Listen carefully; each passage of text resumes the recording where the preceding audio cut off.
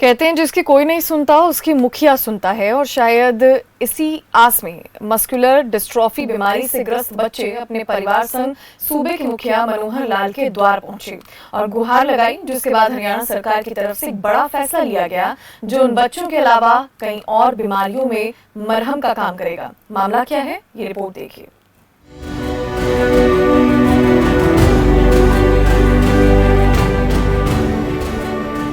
स्वस्थ हो हरियाणा, रोगों से मिले मुक्ति।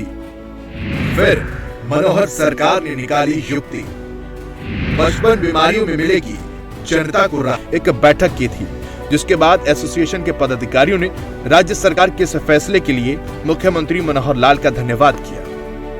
नई मैं घोषणा और कर रहा हूं। मेरी जानकारी में भी कुछ दिन पहले आया, बहुत सी लाइलाज बीमारियां हैं और उन लाइलाज बीमारियों की सूची जब हम पढ़ने को देखने को मिलती है तो वो लगभग 55 बीमारियां हैं। और इन 55 बीमारियों के लिए हम लोगों ने एक वेबसाइट जो हेल्थ डिपार्टमेंट की है उस पर ये सब बीमारियां चिन्हित करवा दी हैं कि इन बीमारियों से पीड़ित अगर किसी के परिवार का कोई सदस्य है तो उसी वेबसाइट के ऊपर उसका वो रजिस्ट्रेशन करें। इस बीमारी का जो उनका मेडिकल सर्टिफिकेट है वो लगा देंगे।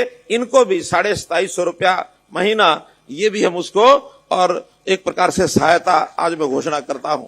लगभग हरियाणा प्रदेश में आज के अध्ययन के हिसाब से ऐसे सब प्रकार के मरीज जो थैलेसीमिया और हीमोफीलिया के हैं 3000 पेशेंट हैं, कैंसर स्टेज 3 और 4 के ऐसे 4000 पेशेंट हैं, और ये जो अन्य बीमारियां हैं जिसकी संख्या 55 बीमारियां मैंने बताई हैं, इसके बहुत थोड़े 10, 20, 25, 50 ऐसे पेशेंट हर एक बीमारी से ग्रसित। बहुत रेयर बीमारी है, कहीं कहीं किसी परिवार को, किसी व्यक्ति को ये महसूस होने पर डायग्नोज होता है, तो लगभग 1000 पेशेंट ये हैं। डॉक्टर की ऐसे मरीजों पर योजना के तहत पारिवारिक आय सीमा लागू नहीं होगी।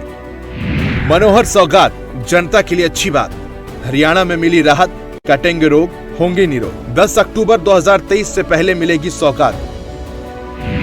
2750 रुपए की दी जाएगी वित्तीय सहायता।